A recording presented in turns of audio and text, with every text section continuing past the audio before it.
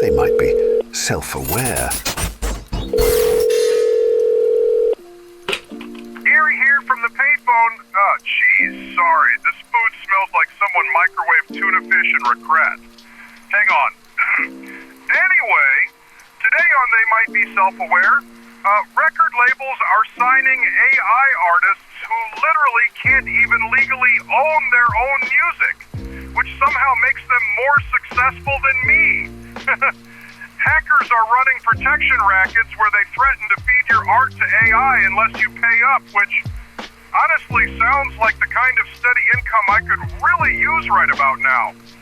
And British politicians are letting ChatGPT write their speeches, which explains why I got rejected from that parliamentary voiceover gig for, quote, lacking gravitas. Oh no, I think that's my last quarter. This is Gary signing off before the line goes down. We're sorry. You have reached a number that has been disconnected or is no longer in service. Strange times on the AI frontier, but lucky for you, you are listening to They Might Be Self-Aware. I am Hunter Powers, definitely not strange, definitely, joined by... The strange, Daniel Bishop. And if we're on the frontier, then howdy, partner. I just came in on my digital horse, and I'm going to clean up this lawless town. Yep. Well, you can now, I guess, the record labels have started signing AI artists. It was really just a matter of time. We've had the vibe influencers for a while now, like the purely digital influencers that are marketing things that have been landing brand deals. But now apparently the music labels are signing the vibe musicians, artificial musicians. I don't know. They were very opposed to a lot of this stuff, I guess, because it was heavily trained on their other clients' material. Do you have any thoughts here, Daniel, of AI artists on your radio station, or could you care less? Well, it's not new. It's being framed in terms of like the news presented to us as if this is a new phenomenon. This is breaking news.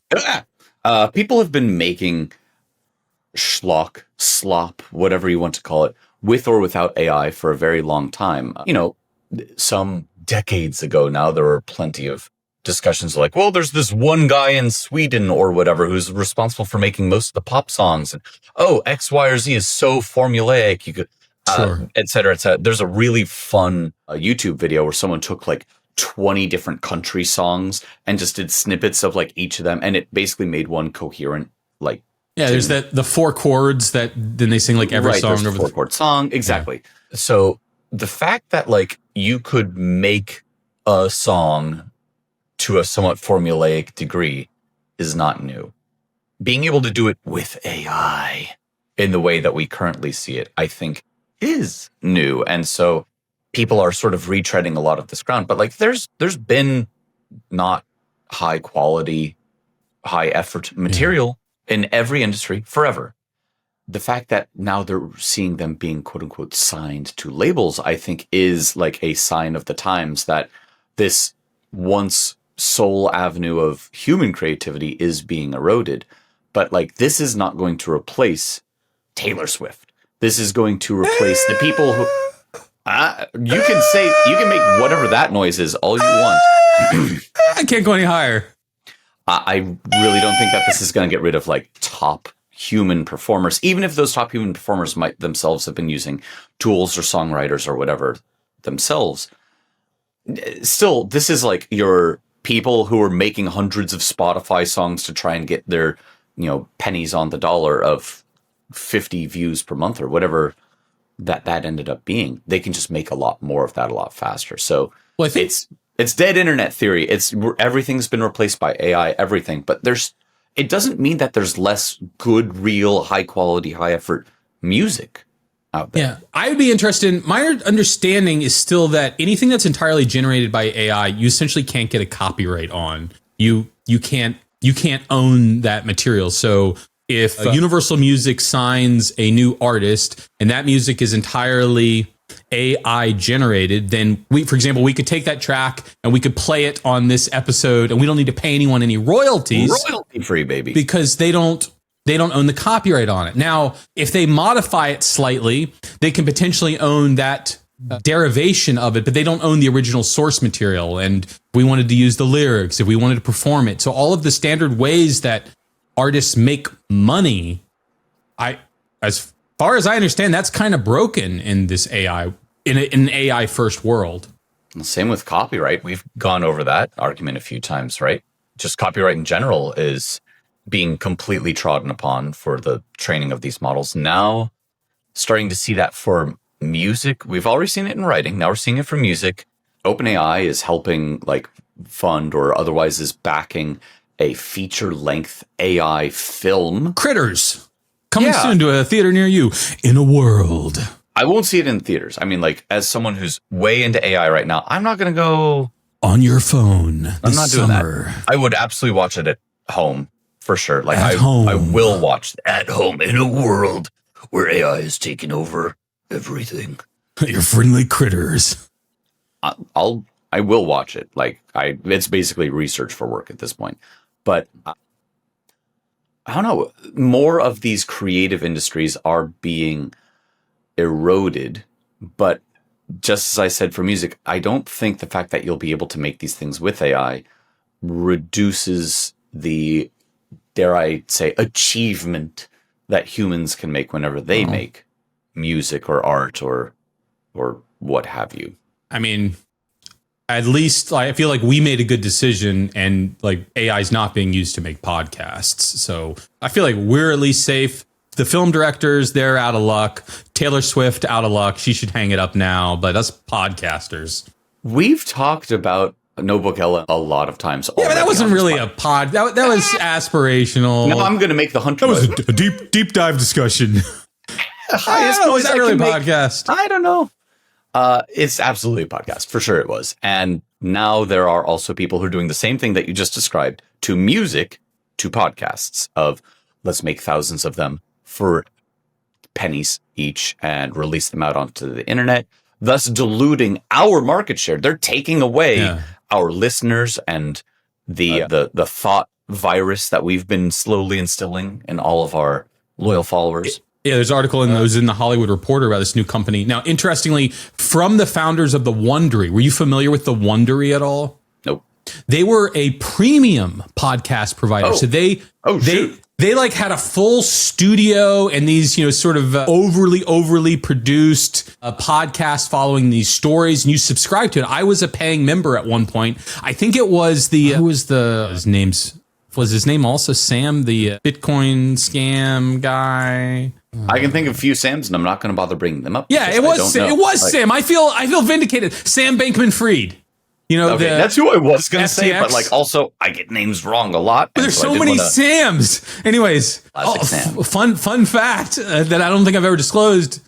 My first name, actually Sam, not Hunter. What? Hunter middle name. Hunter middle name.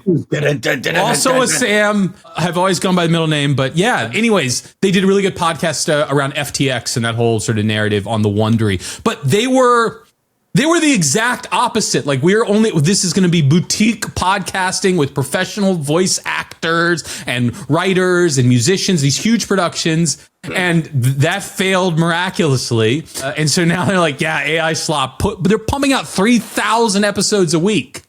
By the way, does anyone listen? Does anyone listen to any of that stuff that they're putting out? No one. There's no way they're listening to 3,000. They're like, oh yeah, let me QA this. No person's listening to 3,000, but it says that there's 5,000 podcasts. So if you find one that's been, I was talking about microcosms last episode. I think it was last episode, where the internet has been fractured into just a million tiny little individual things, blinders on, and so on.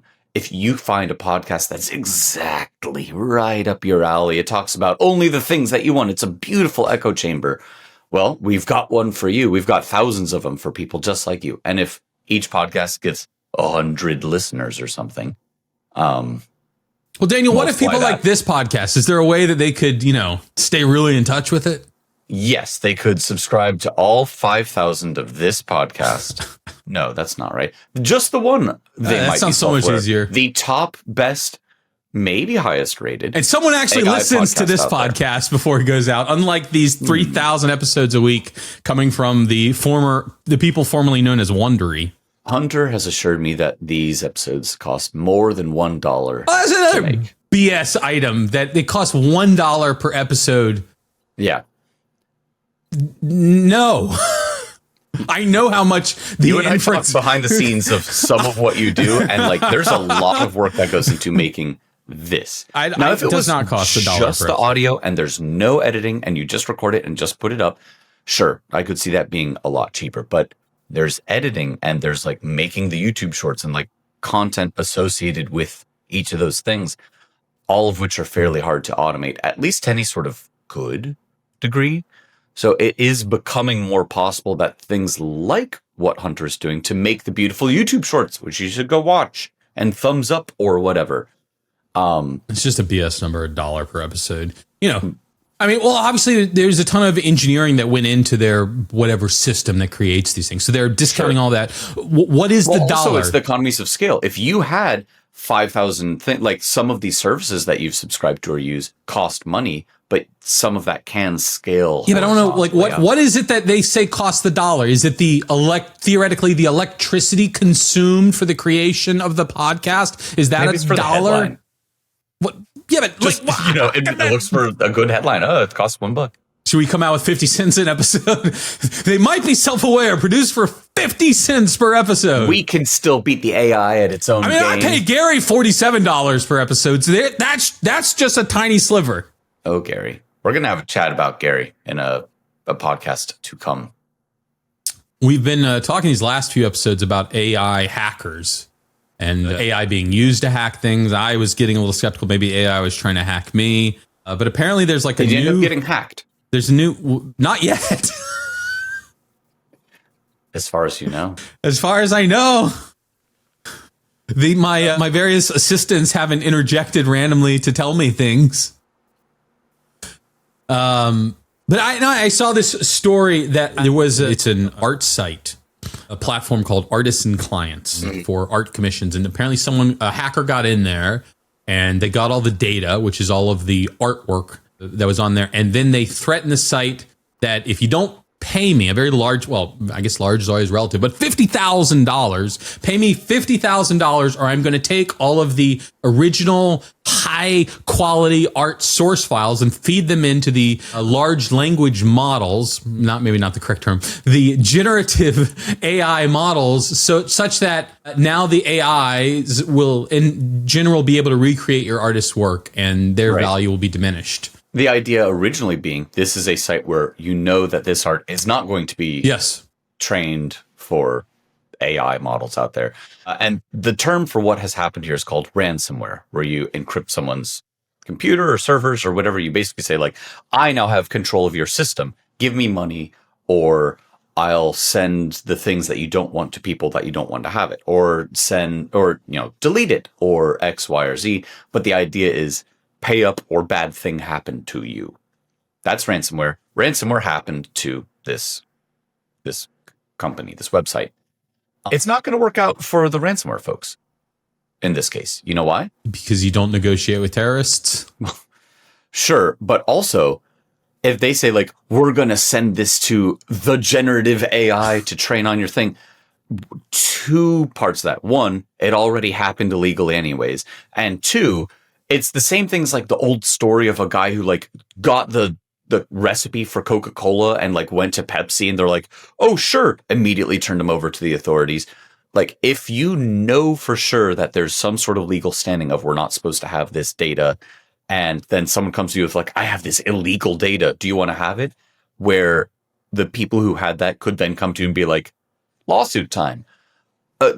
Why would any of the generative AI having companies be like, hello, ransomware group, we would like to have that data. No, they're going to put it up in a torrent with a magnet link. I mean, that's kind of the most they could do. And that's generally what these hacker type companies do, is they'll say, like, we have now made this data you didn't want to be available, publicly available. Use the IPS. But like, okay, there are plenty of lawsuits already against a bunch of generative AI type companies of you weren't supposed to use our data. That's just one more lawsuit that people would be open to. Instead, you, the generative AI, whatever employee says, gets an alert in your email being like, do not add that magnet link to our scrape from and train on list. Here's the angle that That's just what that comes down to. I find interesting. This idea of using AI to sort of threaten someone, pay up, or I'm going to replace you with AI. This idea, oh yeah, you like your job?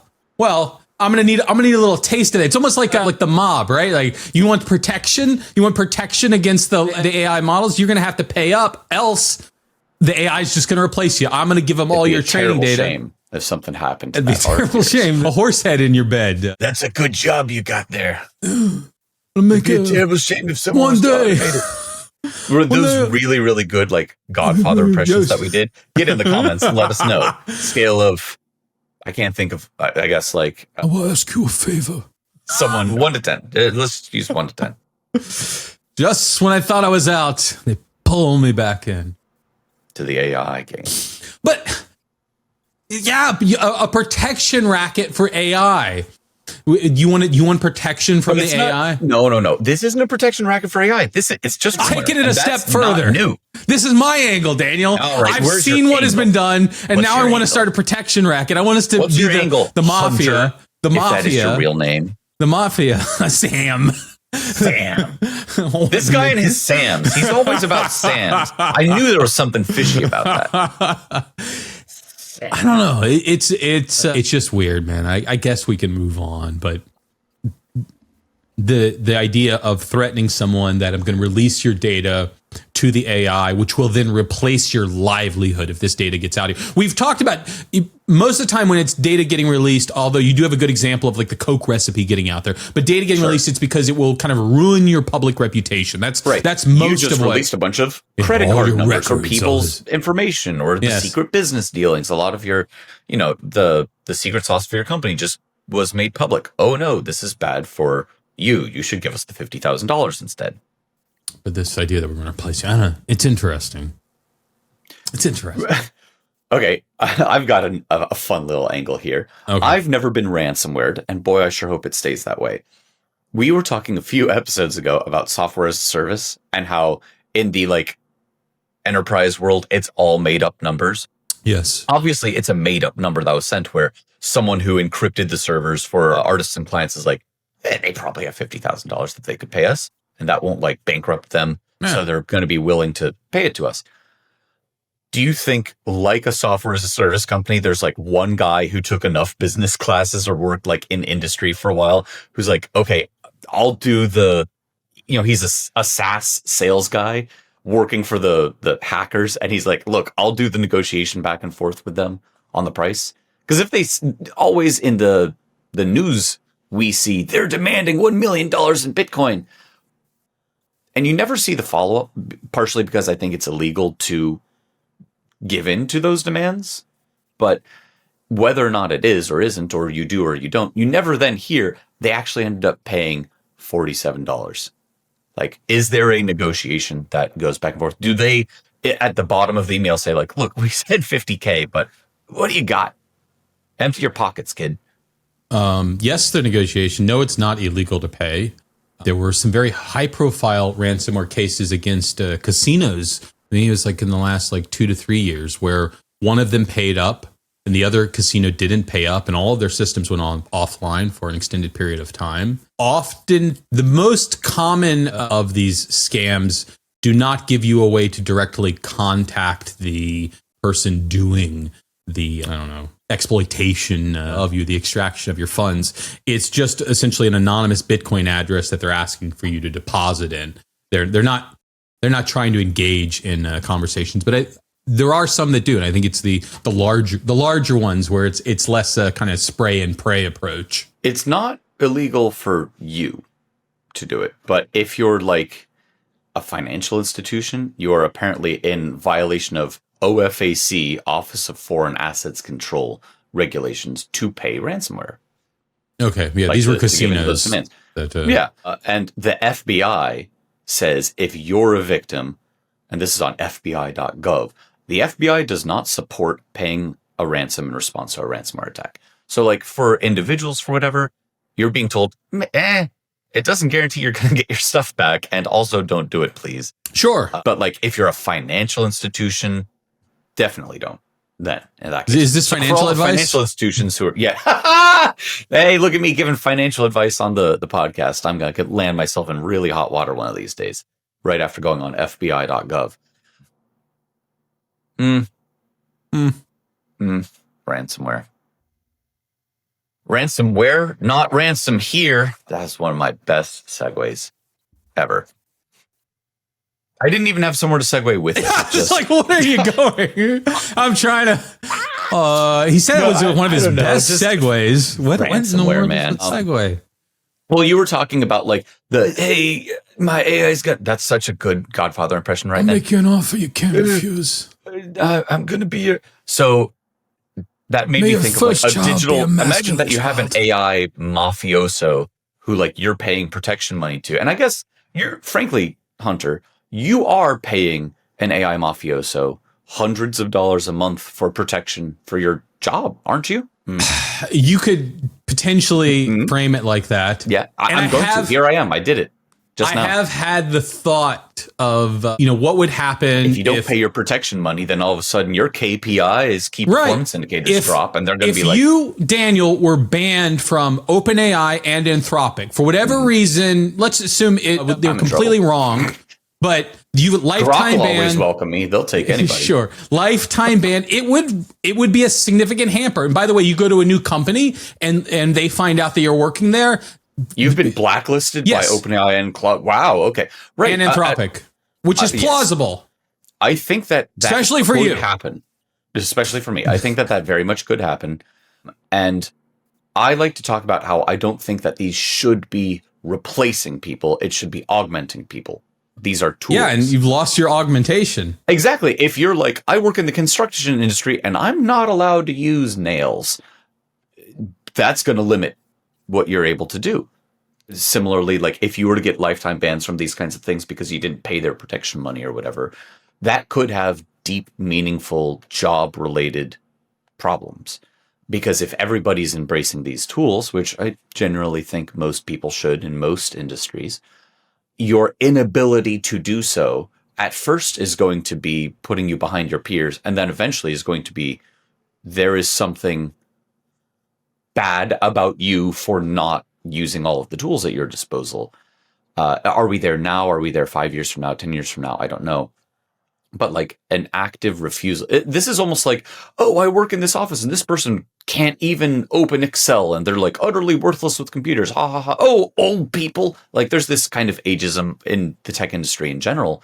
But there are some legitimate, like this person cannot or will not use technology that's been around for 20, 30 years already. Like, wow, they must not be effective at their job.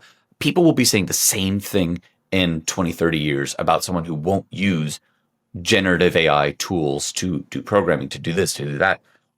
Now imagine if you couldn't, exactly to Hunter's point. If you couldn't, if you were blacklisted from them, not only would it make you less effective if it was known that you were blacklisted from them, ransomware style, we put it out on the internet that you're on the blacklist. Hey, if someone does like a background check on you, they're going to find you're not allowed to use exactly. these tools. It's part of a background Your social check. credit score just went down. Like we're talking about this overreaching ability for computers to be in every aspect of our lives. One of those aspects could absolutely be mafioso / tattletale of he didn't pay his protection money and now he's not allowed to sleep with the digital fishes. The metaphor fell apart, but I think you know where I'm going with this. I do. I want to take a look at the other side of that, sort of. The cops instead of the the assumption of leveraging all of this generative AI throughout your work. So Tesla recently came out with their new master plan, and I don't actually want to discuss their new master plan. Oh my God, robots taking over the world. But the one of the main criticisms of it was that like it's very clear that this was just written by Grok. Like this reeks of being written by some large language model. I don't think the human wrote 10% of this thing. And even if they did or didn't, it's the content of it that I mean, we can go there if you want to. I'm more interested in what should be the assumption of any press release that a company puts out, when they put out their new vision statement, when they update their website, when they write their FAQ. Is there a presumption that like 50% was written by human and 50% was written by AI? Or what is the acceptable threshold? Well, acceptability notwithstanding, I think more and more people need to understand that a lot of content isn't human generated. It might be human okayed or human kind of glanced at before, but not human generated anymore. Another example of this, Britain's, jolly old England, their House of Commons. Oh, are we doing British accents? Nope. You can. I'm not, because mine isn't good. Also, nope. It's that. Hello, governor. And pip, pip. Exactly. Generally speaking. Yep. See? I think that's I pretty can't good. do it. I was going to try to do it. Sorry. There's a few fun little graphs basically that show a statistics related score of certain phrases and how popular they were over time. And then like a little line that shows, and here's when ChatGPT came out. And then whoop, a whole bunch of these phrases just rocket up.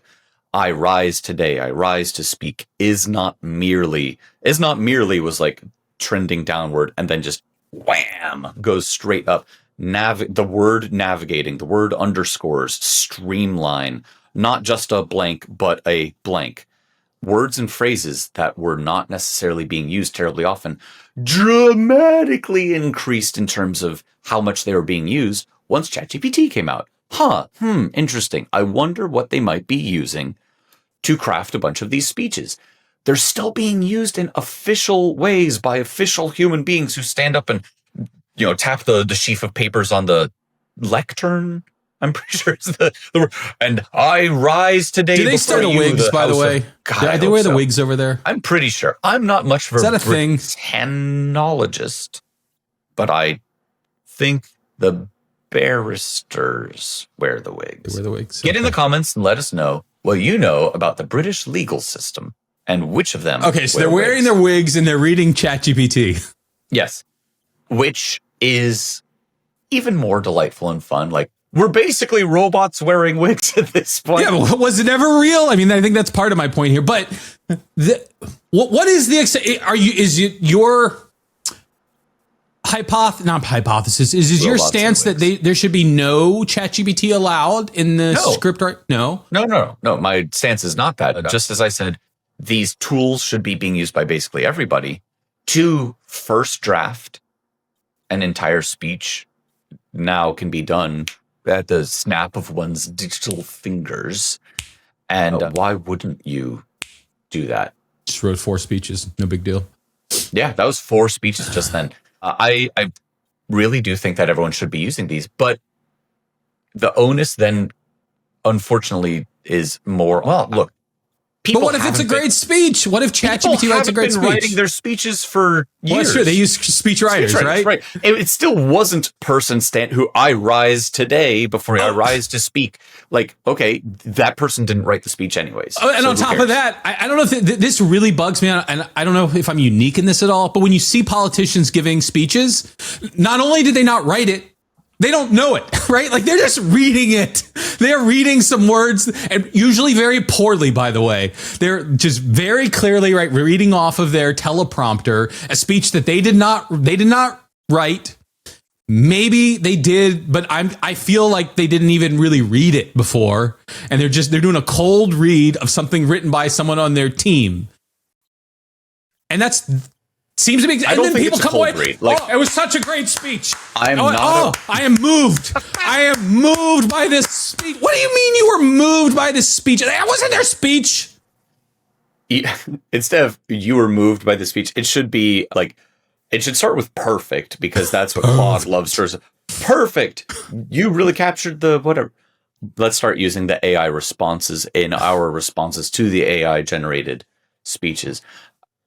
I've always been a proponent of human in the loop when it comes to any natural language processing system. Hiddle. The Hittilites, who I think were in like Central Asia. No, that's the Hittites. Anyway, The Luddites? The Hittites were. No, not the Luddites. Sort of the opposite, I guess. But I do think that human in the loop is very important, and that loop needs to have people talking to people. Natural language processing might process words that came in and have some other words that came out, but like it still is to augment human beings' information gathering, facilitate communication between them, help a human make an actionable like business decision, something along those lines. And so sure, an AI or a speechwriter or both or whatever may have made the speech that someone gets up there, but then you have a person's reputation on the line, a person who is officially, this is the AI sin eater argument. This is my argument. They're just the AI sin eater. It's the AI sin eater. Hey, yeah.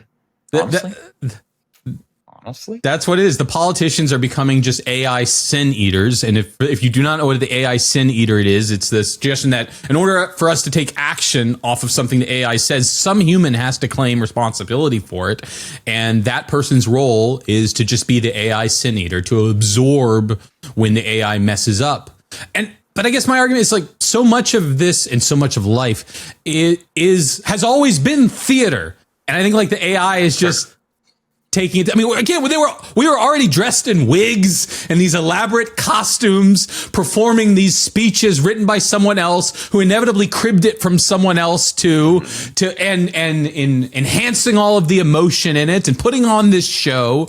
And we've removed slightly more of the humanity by having a computer do the research and write the speech that then you perform, and inevitably we'll take away the performance too, as 11 Labs and Runway ML produces the video for the speech, VEO 3, whatever buzzword you want. It's theater, man. Nothing. It wasn't real to begin with. It stopped being real on the like soap thousands opera of years robot. ago. I think that we're going to see that embraced more overtly over time. Imagine once Tesla with their master plan over the next few years and their 4 pillars of whatever. One of them is humanoid robots, which it's definitely going to work out for them. It was always would you go see like a Broadway show where it was robots instead of people? If it was good. I mean, I used to really enjoy the Chuck E. Cheese shows. I don't know if you were a fan.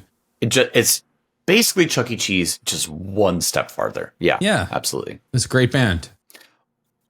Okay, so, right, Chuck E. Cheese, it's a band of, like, the animatronic animals. Would you go to, like, a ska show? Punk? Death metal? Maybe, so I think, when I think of, like, classical music, you think of an entire orchestra. If it was a bunch of robots playing actual instruments, is that anything at that point? That feels weird. You know, I recently, why not just listen to like a recording at that point? Like, let's say like the last 5 years got into like EDM music and mainly start just like, it's good work music for me because there's no lyrics and it's like, it has a good beat and it's just, I can zone out to it.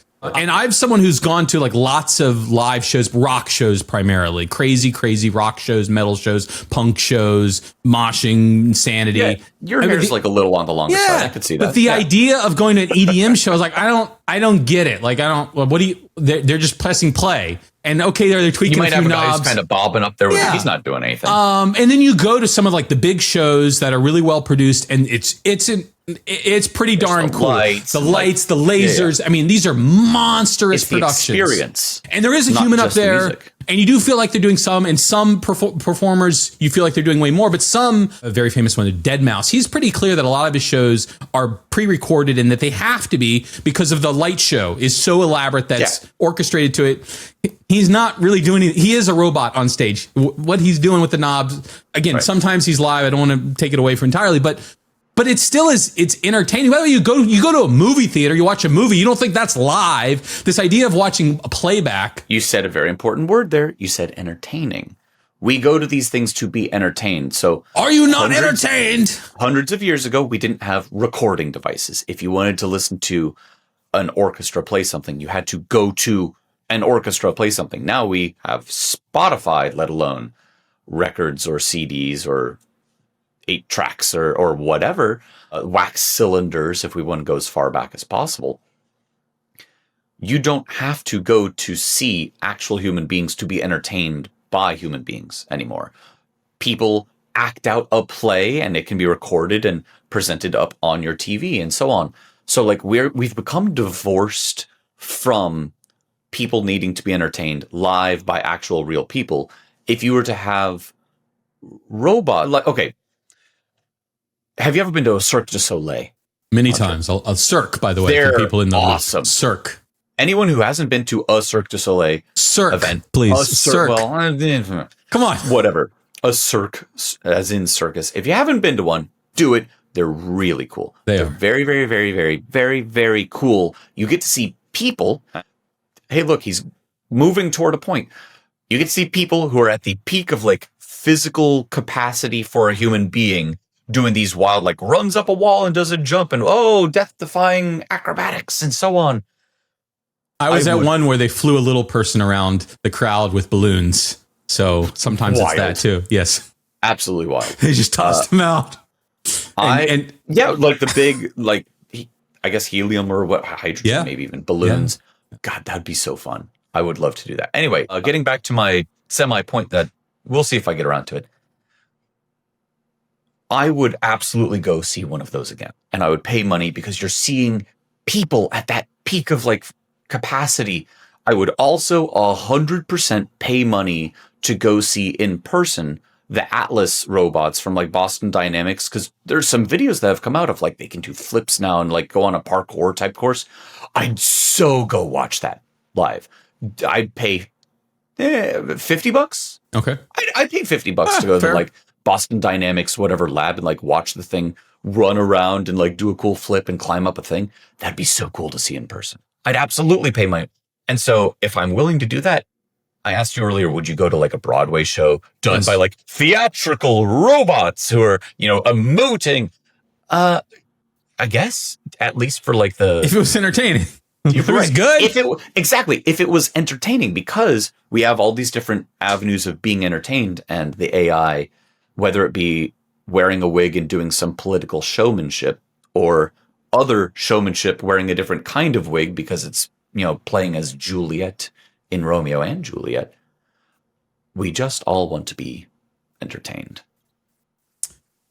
Daniel, I need more entertainment, just like this show. Do you have any secrets for me? Yes.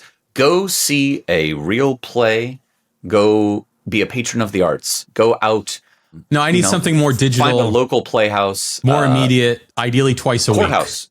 Go to a courthouse. Those are, they have court cases all the time. No, I need something that I can like on my phone consume twice a week. Very AI themed, centric. I think like Judge Judy, probably there's got to be some sort of like streaming. I think she retired. Yeah. Well, you could watch reruns of Judge Judy on your phone. Or option A. Option B, distant B, is you could listen to or watch They Might Be Self-Aware, the top leading, maybe award-winning, depending on who's handing out the award. Maybe it's a robot handing out the award. And speaking of political theater there. I'll have it write my acceptance speech. We are on Apple Podcasts. We're on Spotify. We're on YouTube. We're on TikTok. We got shorts. Watch our shorts. When I say shorts, I always like motion. You can't see because salute our shorts. But like, well, yes, salute also that old show. But I mean, like, I point as if I'm wearing shorts. I'm wearing. For those of you at home, for everyone, I'm wearing pants today. But if I was wearing shorts, you could watch our YouTube shorts on YouTube Shorts. And you can subscribe to us, and you can leave us thumbs ups and stars and likes and comments, and generally just kind of hang out with us, have a good time. We like having you here with us, and we'd like to have you and your friends and your friends' friends. What I'm saying is this needs to be more of a pyramid scheme. And wrap it up, Daniel. If you get 2 people to subscribe, and then each of them gets 2 people to subscribe, then that's you can definitely join not us legal. at the top of the inverted funnel of They Might Be Self-Aware. Self-awaredom. Yep. You heard it here first, folks, because you have been listening to They Might Be Self-Aware.